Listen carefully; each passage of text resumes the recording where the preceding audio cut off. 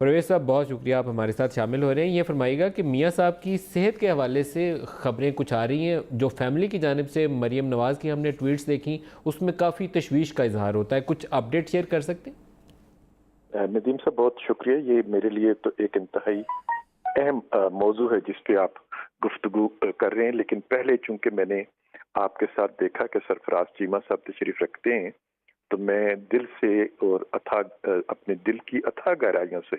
انہیں مبارکباد پیش کرتا ہوں کہ اپنی پارٹی کا انہیں ترجمان بنایا گیا ہے، اور میں ان کی کامیابی کے لیے دعا گو ہوں گو کہ یہ ایک انتہائی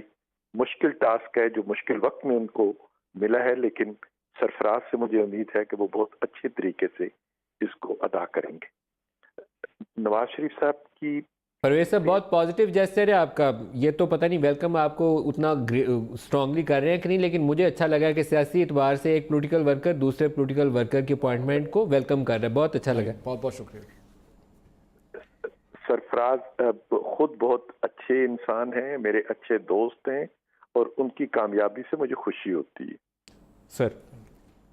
میں یہ عرض کر رہا تھا کہ ہم سب کے علم میں ہے کہ نواز شریف صاحب کا ایک ہارٹ سرجری ہوئی تھی جس میں بہت پیچیدگی پیدا ہو گئی تھی۔ اس کے بعد سے ڈاکٹرز کی ہدایت انہیں یہ رہی کہ آپ نے ہر 6 مہینے کے بعد اپنا میڈیکل چیک اپ کرانا ہے، اور یہ بھی آپ جانتے ہیں کہ جو سرجری کرتے ہیں آپ کو میڈیکل چیک اپ انہی سے کرانا ہوتا ہے، کیونکہ ایک تو ریکارڈ ان کے پاس ہوتا ہے،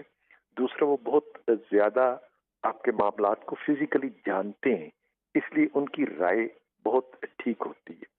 جب وہ حکومت میں تھے تو ایک دو دفعہ ایسا ہوا کہ 6 مہینے پورے ہو گئے، لیکن حکومتی مصروفیات کی وجہ سے وہ اپنا چیک اپ نہیں کرا سکے۔ اس کے بعد احتساب عدالتوں کے مقدمے آ گئے، اور وہ تقریباً روزانہ کی بنیاد پہ ان کی عدالت میں پیشی ہوتی تھی، جس کی وجہ سے ملک سے باہر جانا ممکن نہیں رہا۔ پھر ان کی جیل آ گئی۔ اب ان کی وہ پیچیدگی جو ہے اس میں اضافہ ہوتا چلا جا رہا ہے، اور اس کی وجہ سے ان کے جو رپورٹس ہیں وہ بھی ایسی ہیں جو اس پہ تشویش کی جا سکتی ہے۔ تو پرویز صاحب آپ بتا رہے ہیں کہ ڈاکٹرز کی رائے میں انہیں دوبارہ اسی ڈاکٹر کے پاس لندن میں جس نے اوپن ہارٹ سرجری کی تھی وہیں جانا چاہیے تاکہ دوبارہ چیک اپس ہو جائے؟ جی، جن ڈاکٹرز نے سرجری کی تھی ان کا تو یہی ہدایت تھی کہ آپ کو ہر 6 مہینے کے بعد ہمارے پاس چیک اپ کرانا ضرور چاہیے، تاکہ ہم آپ کی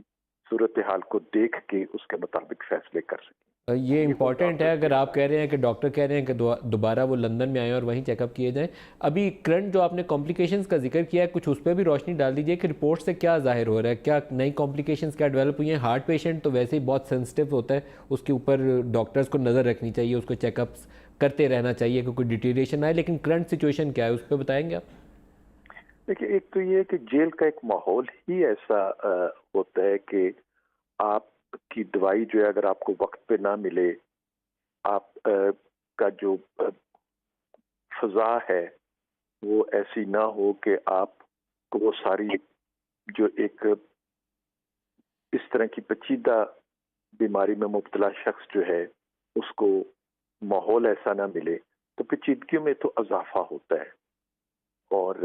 جو ان کی رپورٹس آئی ہیں، 2 میڈیکل رپورٹس، 2 میڈیکل بلکہ بورڈ بنائے گئے۔ ہماری خواہش ہمیشہ یہ رہی تھی اور توقع بھی یہ تھی کہ میاں نواز شریف صاحب کے اپنے جو معالج ہیں ڈاکٹر عدنان، وہ بھی معاملات کو بہت اچھے طریقے سے جانتے ہیں۔ اگر اس پروسیس میں ان کو شامل کر لیا جاتا تو ہماری تسلی بھی ہو جاتی، اور میاں صاحب کو بہتر ایڈوائس جو ہے وہ عدنان جو میڈیکل بورڈ تھا اس کو اپنی ٹیکنیکل لینگویج میں چیزوں کو سمجھا سکتے، ان کی بیک گراؤنڈ بتا سکتے، کیونکہ وہ معاملات سے بہت زیادہ آگاہ ہیں، تو وہ زیادہ بہتر طریقہ کار ہوتا۔ لیکن بدقسمتی سے ایسا نہیں ہوا، لیکن اب بھی ہمیں امید ہے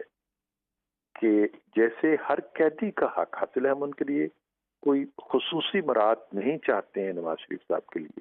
لیکن جو بھی قیدی ہے اور اس قیدی، اور ایک ایسا قیدی جس کے مقدمے کا بھی